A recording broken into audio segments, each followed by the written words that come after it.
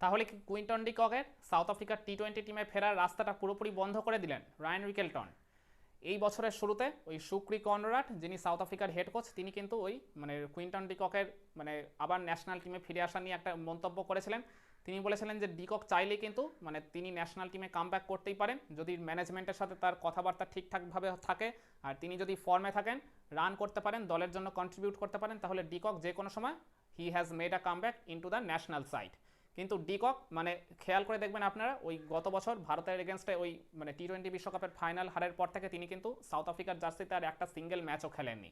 আর আমরা তো জানি তিনি 2023 ওয়ানডে বিশ্বকাপের পরই ওই ওডিআই ফরম্যাট থেকে অবসর নিয়ে নিয়েছিলেন, আর তার আগের বছরে তিনি টেস্ট ফরম্যাটকেও আর কি বিদায় জানিয়ে দিয়েছিলেন। হিসাব মতো তিনি শুধুমাত্র টি-20 ফরম্যাটেই অ্যাভেলেবেল ছিলেন।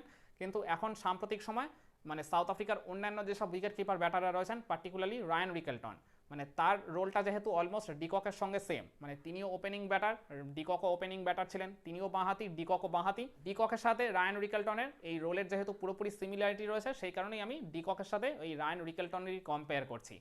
খেয়াল করে দেখুন, গতকাল অস্ট্রেলিয়ার ওই 179 রানের টার্গেট চেস করতে গিয়ে সাউথ আফ্রিকার সব ব্যাটারই যখন রীতিমতো স্ট্রাগল করেছেন, কেউই অস্ট্রেলিয়ার বোলারদের এগেনস্টে সেভাবে মাথা তুলে দাঁড়াতে পারেননি। একমাত্র কিন্তু রায়ান রিকেলটনই একদম ইনিংস ওপেন করতে নেমে শেষ ওভার পর্যন্ত তিনি লোনলি লড়াই চালিয়ে গেছিলেন। যদি একজন পার্টনারকে একটু আর কি লম্বা সময়ের জন্য পেতেন, তাহলে হয়তোবা তিনি ম্যাচটা জিতিয়েও আসতে পারতেন সাউথ আফ্রিকাকে। কিন্তু 55 বলে 71 রানের তিনি যে দায়িত্বশীল, তিনি যে বিধ্বংসী, তিনি যে ঝোড়ো ইনিংসটা ডেলিভার করেছেন, এটা কিন্তু সবার এখন প্রশংসা করাচ্ছে। আর টি-20 বিশ্বকাপ শুরু হতে যেহেতু আর খুব বেশি সময় নেই, আর মাস 6 মতোই বাকি রয়েছে। আর রায়ান রিকেলটন তার থেকেও বড় কথা, এই বছর আইপিএলে তিনি মুম্বাই ইন্ডিয়ান্সের জার্সিতে সবকটা ম্যাচ খেলার সুযোগ পেয়েছিলেন, যতদিন পর্যন্ত তিনি অ্যাভেলেবেল ছিলেন। আর প্রত্যেকটা ম্যাচেই তিনি কিন্তু বেশ ফ্লাইং স্টার্ট এনে দিয়েছিলেন, বেশ একটা ডিসেন্ট রানও তিনি তুলেছিলেন এই গোটা মরশুমে। Multiple number of half centuries করেছেন, আর এছাড়া তার উইকেট কিপিংও ছিল যথেষ্ট প্রশংসনীয়। অপরদিকে কুইন্টন ডি ককের আপনারা যদি এবছরের আইপিএলের পারফরমেন্সটাকে একটু বিচার করে দেখেন, তাহলে সেখানে কিন্তু তিনি একরাশ হতাশাই ছড়িয়েছেন।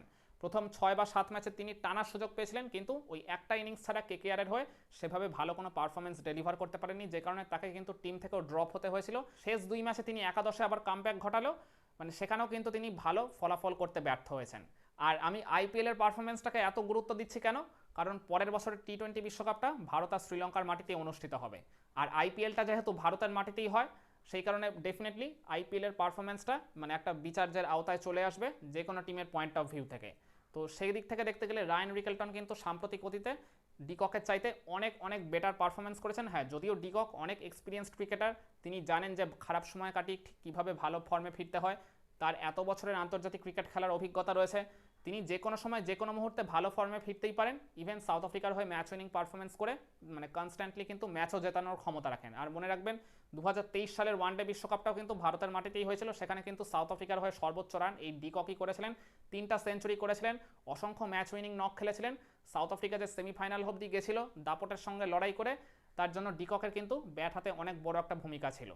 কিন্তু তারপরেও 2 বছরের আগের পারফরমেন্স দিয়ে তো এখন আর জাজ করা হবে না, এখন রিসেন্ট পাস্টে কোন প্লেয়ার ঠিক কীরকম পারফরমেন্স করছে সেটার উপরেই জাজ করে এই বড় টুর্নামেন্টের দলগুলো সিলেকশন হবে।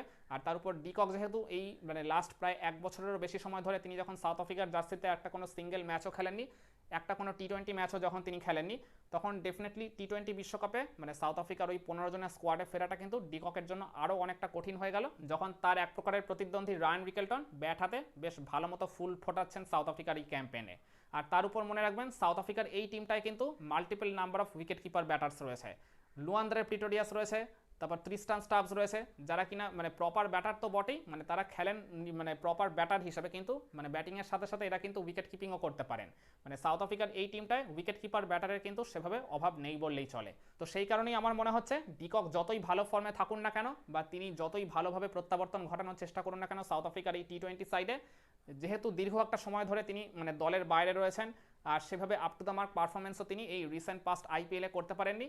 আর তার উপর টি-20 বিশ্বকাপটা যখন শুরু হতে আর মাত্র 6 মাস মতো বাকি রয়েছে, তখন এই জায়গা থেকে তার ন্যাশনাল সাইডে কামব্যাক করাটা যে যথেষ্ট কঠিন হয়ে গেল।